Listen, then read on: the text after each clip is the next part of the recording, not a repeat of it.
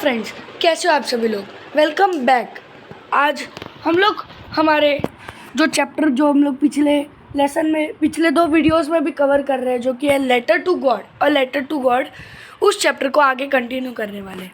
पिछले लेक्चर में हमने यहाँ तक पढ़ा था और आज हम लोग इसके आगे कंटिन्यू करने वाले हैं। तो अभी तक हमने क्या इन कुछ लाइनों में हमने क्या देखा था कि अगले संडे जो है वो लेंचो जो है वो वापस पोस्ट ऑफिस जाता है और वहाँ पे एक एम्प्लॉय से कहता है कि क्या मेरे नाम पे कोई लेटर किसी ने भेजा है। तो वहाँ पे काम करने वाले एक पोस्टमैन ने अपने उस लेटर जो पोस्ट मास्टर ने लिखा था लेंचो के लिए गॉड की तरफ से, उस लेटर को वो पोस्टमैन लेंचो के हाथ में दे देता है। और फिर who handed the letter to him, ठीक है, experiencing the contentment of a man who has performed a good day looked on from his office. अब जो पोस्ट मास्टर था ये सारी चीज़ें वो अपने ऑफिस से देख रहा था, ठीक है, वो खुद जाना नहीं चाहता था और जो है अपनी जो उसने जो किया लेंचो के लिए वो बताना नहीं चाहता था, इसलिए वो ऑफिस से देख रहा था। आगे Lencho showed not the slightest surprise on seeing the money, such was his confidence, but he became angry when he counted the money. God could not have made a mistake, nor could he have denied Lencho what he had requested. अब Lencho जो है वो money देखकर बिल्कुल surprise या surprise नहीं होता। क्यों नहीं होता? बिकॉज उसके अंदर इतना विश्वास था भगवान के प्रति, इसीलिए वो पैसे आने पर सरप्राइज नहीं होता, बल्कि जो लेटर है उसे ओपन करके पैसे गिन रहा होता है और तब वो बहुत गुस्से में आ जाता है पैसे गिनते गिनते। क्यों? आगे बढ़ते हैं। वो ये भी कहता है कि जो पैसे जो है वो जितने मैंने रिक्वेस्ट किए तो उससे कम आए हैं, पर इसमें भगवान का दोष नहीं है। भगवान ने तो 100 पैसोस ही भेजे होंगे, पर उसको रिसीव कितने हुए? 70 पैसोस। क्यों रिसीव हुए हमें ये तो पता ही है क्यों रिसीव हुए, क्योंकि जो पोस्ट मास्टर है उसने सिर्फ 70 पैसोस वो जमा कर पाया, बल्कि 100 पैसोस करने थे, 30 पैसोस अभी भी कम पड़ रहे थे। तो फिर आगे क्या होता है? Immediately Lencho went up to the window to ask for paper and ink on the public writing table. He started to write with much wrinkling of his brow caused by the effort he had to make to express his ideas. अब Lencho जो है वो फटाक से office window के यहाँ जाता है, जहाँ पे नॉर्मली जो लेटर हो या फिर कोई मेल हो जो एक दूसरे को देना होता है, वो उसके लिए एक काउंटर बना होता है। तो वहाँ पे वो गया और उनको जो अंदर जो थे एम्प्लॉय उनको कहा कि एक पेपर और इंक दे दो, और फटाक से वहीं पे पब्लिक राइटिंग टेबल पर जाके एक लेटर लिखने लग गया। अब वो लेटर में क्या था वो हम आगे देखते हैं। When he finished, he went to the window to buy a stamp which he licked and then affixed to the envelope with a blow of his fist. अब जैसे ही उसने वो लेटर कंप्लीट किया, उसने क्या किया, जो स्टैम्प था वहाँ पे वो लिया और उसको थोड़ा लीक करवाया। यानी कि यहाँ पे ये क्या कहा गया है कि वो स्टैम्प लिया, उसमें थोड़ी इंक जो है वो डाली और उसे उस एनवलप पे जोर से प्रेस किया, अपने फिस्ट यानी कि हाथों से प्रेस किया उस स्टैम्प को और उसे सबमिट कर दिया। कहाँ गया? हाँ, सबमिट कर दिया। The moment the letter fell into the mailbox, the postmaster went to open it. It said, God of the money that I asked for, only 70 pesos reached me. Send me the rest since I need it very much. But don't send me the rest. Send me the rest since I need it very much. But don't send it to me through the mail because the post office employees are a bunch of crooks. Lencho अब letter लिख के उसने दे दिया, ठीक है, mail box में डालने के लिए बोल दिया एम्प्लॉय को। अब वो लेंचो चला गया। अब जो पोस्ट मास्टर थे वो दौड़ के आए और वो लेटर रिसीव किया उन्होंने, उस लेंचो ने जो अभी लिखा था, और उसे पढ़ा। तो उसमें क्या लिखा था कि भगवान देखो, आपने मनी तो मुझे भेज दिए, बट जितने मैंने मांगे थे उतने तो इसमें है नहीं। अब मैंने तो आपको 100 पेसोस बोला था और इसमें तो 70 पेसोस है, बट मुझे पूरा विश्वास है कि आपने तो 100 पेसोस ही भेजे होंगे। पर आपने इस पोस्ट यहाँ पे जो पोस्ट ऑफिस है इसमें भेजे, तो मुझे लग रहा है कि ये जो एम्प्लॉयज़ है ना वो 30 रुपये ना इन्होंने अपने जेब में डाल दिए। तो आप है ना अगली ये आप 70 पेसोस रखो। और नहीं, उसने क्या किया, 70 पेसोस रख लिए अपने पास और कहा कि जो रेस्ट ऑफ 30 पेसोस जो आपको देने हैं मुझे, वो आप है ना मुझे डायरेक्टली घर भेज देना, इनके हाथों में मत लगने देना, वरना आपको तो पता है ये तो बंच ऑफ क्रूक्स है। अब यहाँ पे बंच ऑफ क्रूक्स जो है वो एक मुहावरा टाइप जो है होता है ना, मुहावरे कैसे होते हैं, बस वैसा ही है बंच ऑफ क्रूक्स, यानी कि टोली है, चोरों की टोली है ये पोस्ट ऑफिस में। लोग यानी चोरों की टोली है यहाँ पे। तो यहाँ पे मत भेजना, वरना वापस पैसे ये लोग अपने जेब में डाल देंगे।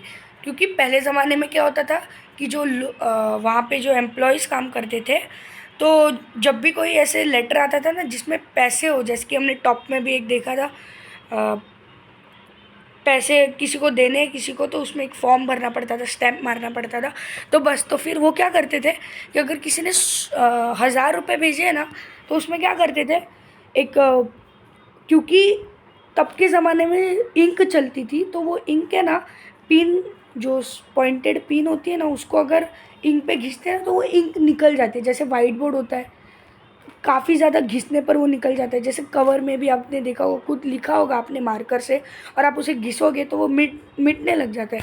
तो बस जो तब के ज़माने में अगर किसी ने 1000 रुपये भेजे हो सपोज़, तो फिर वो पोस्ट ऑफिस वाले क्या करते थे एम्प्लॉयज़, वो उसमें से ना 1000 में से एक ज़ीरो निकाल देते थे, तो कितने बचे 100 रुपये। और 1000 में से है ना बाकी के 900 रुपये अपने पास रख देते थे और सिर्फ 100 रुपये ही भेज देते थे जिसको भी वो लेटर था उसको। तो ऐसे सब पहले के ज़माने में हुआ करता था, अभी तो नहीं होता, पहले के ज़माने में हुआ करता था। तो इसीलिए जो लेंचो है उसने ये कहा कि ये एम्प्लॉयज़ है ना वो पूरी की पूरी चोरों की टोली है।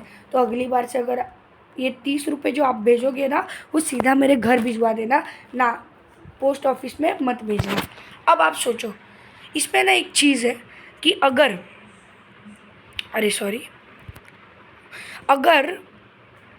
आप पोस्ट मास्टर हो, ठीक है, अब आपने इतनी मेहनत करके 70 पैसे जमा किए और वो 70 पैसे उस इंसान को दिए, और आप देख रहे हो कि वो इंसान का रिएक्शन क्या होगा, और उसने कहा बंच ऑफ क्रूक्स आपको, तो आपको कैसा लगेगा? मतलब आपको इनडायरेक्टली उसने चोर कहा, तो फिर आपको बुरा तो लगेगा ही।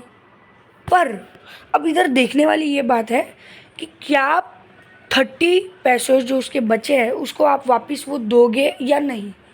कुछ कहोगे कि नहीं भाई ऐसे थोड़ी देंगे, उसने तो हमें चोर कहा, बल्कि हम तो उसकी मदद कर रहे, फिर भी हमको उसने चोर कहा, हम तो अभी नहीं देंगे 30 रुपये। भाई जाए तुम 70 लेके चुप हो जाओ, 30 रुपये नहीं मिलेंगे।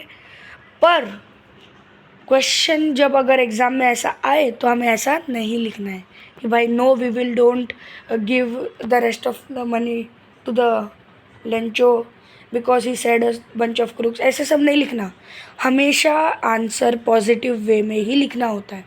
तो आपको क्या लिखना है कि हाँ, मैं उस लेंचो का फेथ यानी विश्वास तोड़ना नहीं चाहता था भगवान के प्रति, इसलिए मैं वो 30 पैसों कैसे भी करके जमा करके दे देता उस लेंचो को, और उसका जो विश्वास है उसे रहने देता, उसे टूटने नहीं देता।